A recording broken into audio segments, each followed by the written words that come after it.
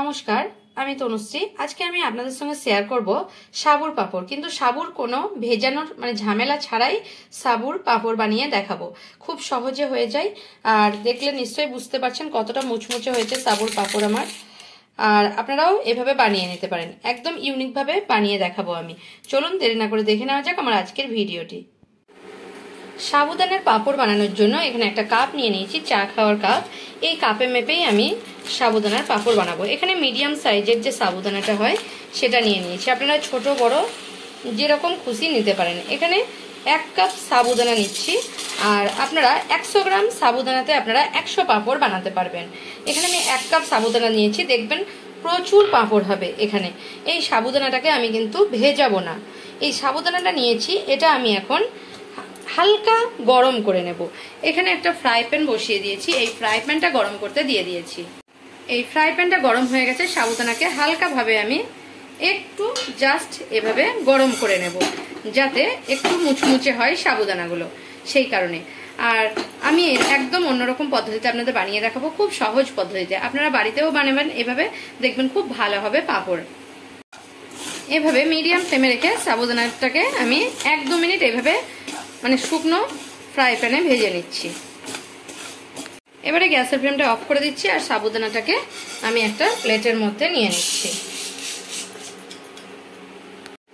এখানে গ্রাইন্ডারের জার নিয়ে নিয়েছি, আর এই সাবুদানাগুলোকে এখন আমি গ্রাইন্ডারের জারে দিয়ে পুরো গুঁড়ো করে নেব। এভাবে পুরোটা একসঙ্গে দিয়ে আমি গুঁড়ো করছি। গুঁড়ো করার পর ফিরছি আপনাদের কাছে। এখানে সাবুদানাটাকে আমি গুঁড়ো করে নিলাম। এবারে একটা বাটির মধ্যে আমি দিয়ে দিচ্ছি। একদম পুরো গুঁড়ো হবে না, দেখবেন পুরো একদম মোলায়েম ভাবে হবে না, ঠিক এরকম হবে। এবারে এই কাপেরই মেপে 5 কাপ জল নিচ্ছি। প্রথমে আমি 5 কাপ জলকে মেপে নিয়েছি একটা বাটির মধ্যে, আর এখানে 5 কাপ জল আমি এখানে দিয়ে দিচ্ছি সাবুদানার মধ্যে। এবারে এভাবে গুলে নিচ্ছি সাবুদানাটাকে। এবারে এই সাবুদানার মধ্যে 1/2 চামচ লবণ দিয়ে দিচ্ছি, কারণ ফুটে ফুটে এটা কম হয়ে আসবে, তাই কারণে আমি লবণটা সেরকম বুঝে দিতে হবে। খুব বেশি লবণ হয়ে গেলে কিন্তু ভালো লাগবে না।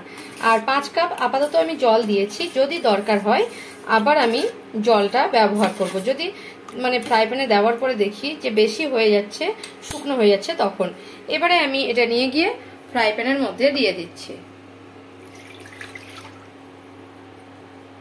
আমার মনে হয় আরো জল দরকার হবে, তবু আমি প্রথমে জলটা ব্যবহার করছি না। প্রচন্ড পাতলা হয়ে গেলে মুশকিল আছে, তাই আমি প্রথমে অল্প জলই দিয়ে দিচ্ছি। এবারে গ্যাসের ফ্লেমটা অন করে দিয়েছি, লো টু মিডিয়াম ফ্লেমে রেখে এটাকে নাড়তে থাকছি।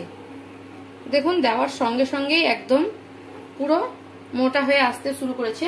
আমি 5 কাপ প্রথমে জল দিয়েছিলাম, আরো 5 কাপ মেপে আমি জল এখানে দিয়ে দিচ্ছি।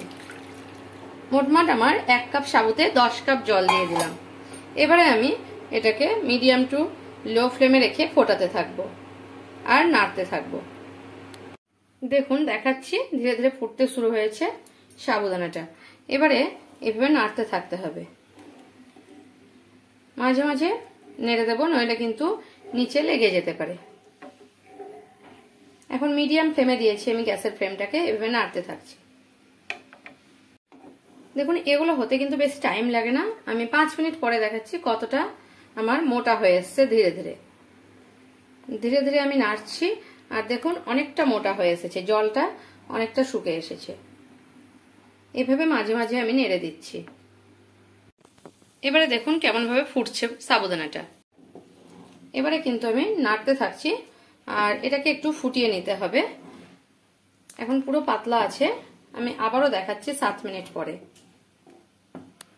আপনারা চাইলে এই সাবুদানার পাঁপড়ে কিন্তু চাইলে এখন জিরে, জোয়ান বা কালো জিরে সবকিছুই দিতে পারেন, কিন্তু আমি আজকে পুরো সাদা বানাবো, আর দেখতে খুব সুন্দর লাগবে সাদা, সেই কারণে আমি কিচ্ছু দিচ্ছি না, শুধু নুন ছাড়া।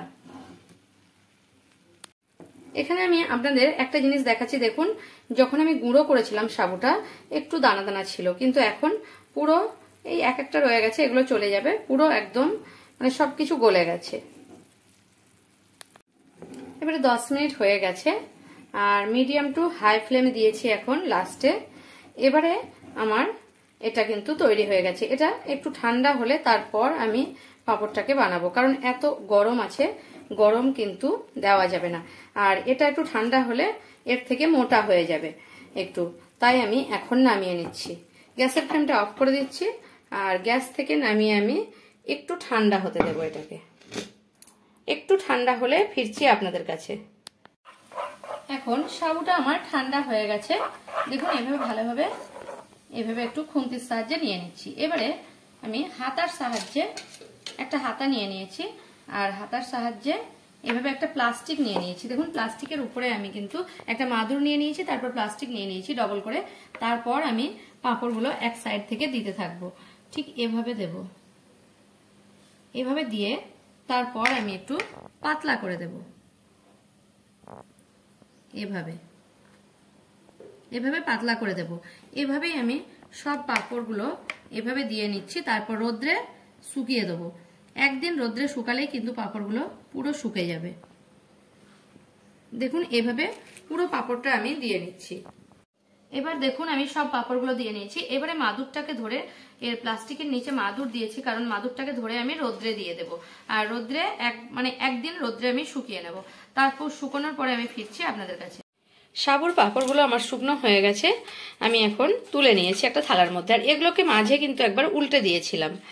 আর এরপর আপনাদের আমি ভেজে দেখাবো। এখন আমার তেলটা গরম হয়ে গেছে, একটা কড়ার মধ্যে তেল আমি বসিয়ে দিয়েছি। এবারে একটা পাঁপড় নিয়ে আমি দিয়ে দিচ্ছি। দেখুন পাঁপড়টা কতটা সুন্দর ভাজা হবে। পাঁপড়টা দেখুন একদম হোয়াইট হয়েছে আর খুব মুচমুচে হয়েছে, আপনারা দেখে নিশ্চয়ই বুঝতে পারছেন। এভাবে আমি আপনাদের একটা ভেজে দেখালাম। দেখুন একটা ভেঙে দেখাচ্ছি পাঁপড়টা কতটা সুন্দর হয়েছে, দেখলে নিশ্চয়ই বুঝতে পারছেন একদম গুঁড়ো হয়ে যাচ্ছে। আমার ভিডিও যদি আপনাদের ভালো লেগে থাকে তাহলে আমার চ্যানেলকে সাবস্ক্রাইব করার অনুরোধ রইল। আর কমেন্ট করে জানাবেন রেসিপিটা আপনাদের কেমন লাগলো। যদি ভালো লেগে থাকে তাহলে একটা লাইক করতে ভুলবেন না আর প্রচুর প্রচুর শেয়ার করবেন।